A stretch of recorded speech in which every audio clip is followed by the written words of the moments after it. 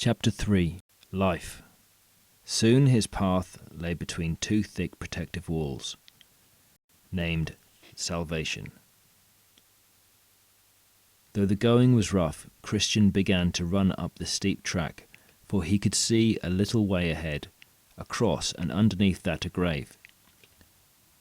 To reach the cross was the pilgrim's burning aim, and the moment he breasted the rise on which the wooden stake and crosspiece stood, his burden dropped off his back and thudded to the ground.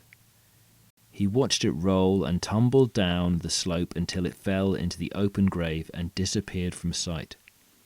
With that load went all the fear and guilt which Christian had been carrying for so long, and murmured, "He has given me rest by his sorrow, and life by his death."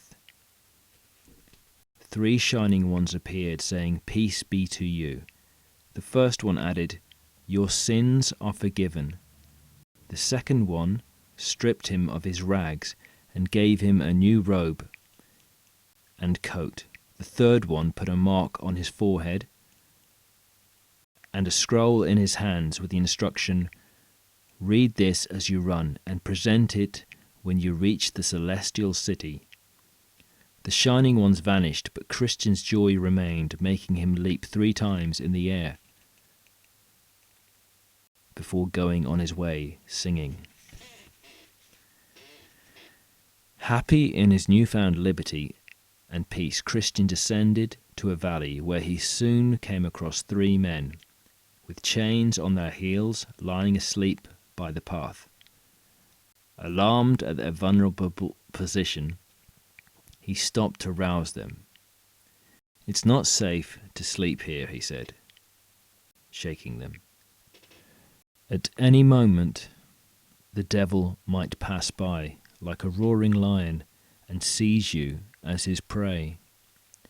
Wake up and let me help you to remove your chains." Simple yawned, sat up, and looked round sleepily.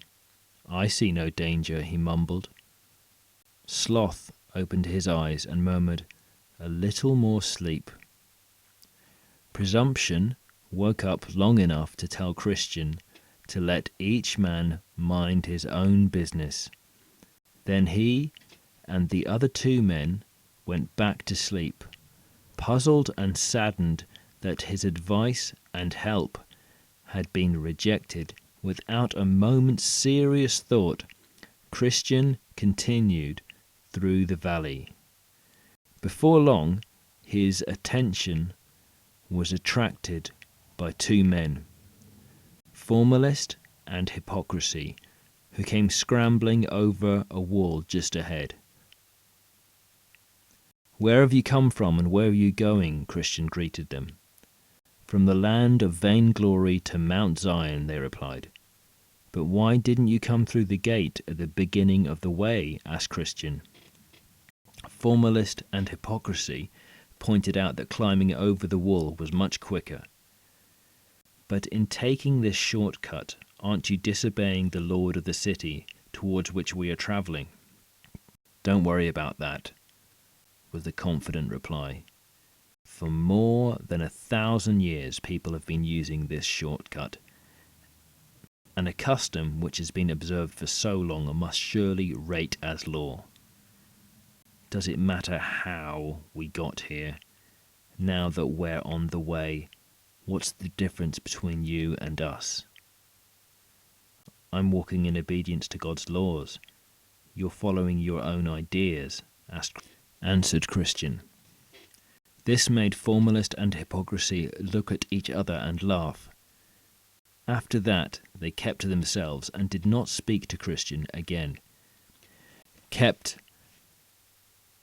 taking out and reading his scroll.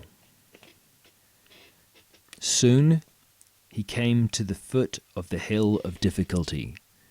He stopped to drink thirstily from a spring before taking the straight and narrow path that led up the steep slope.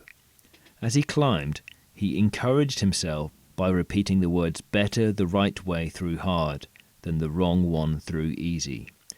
Formalist and hypocrisy soon arrived at the spring, and seeing the steepness of the track that went straight up the hill, they decided to follow one of the paths which wound round it.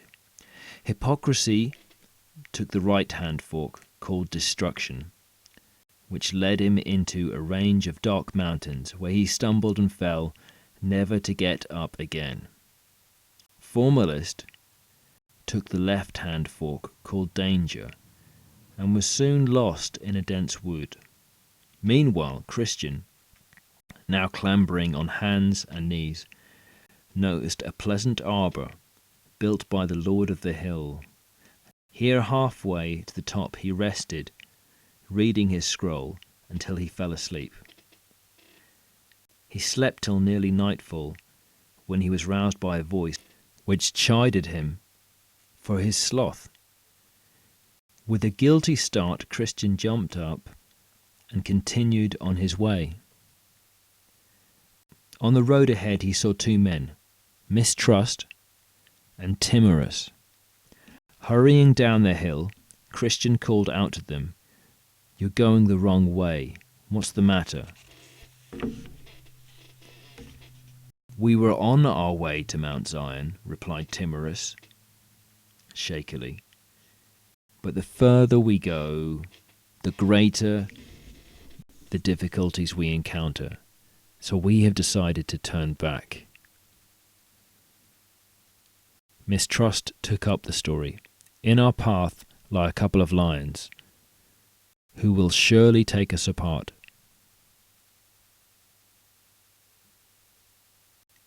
Infected by their fear, Christian stood still, wondering what to do.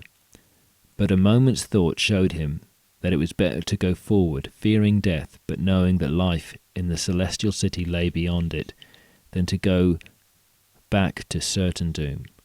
Accordingly, he continued up the hill as Timorous and Mistrust sped down it.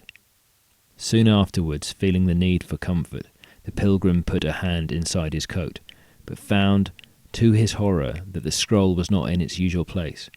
Where could it be? He wondered frantically.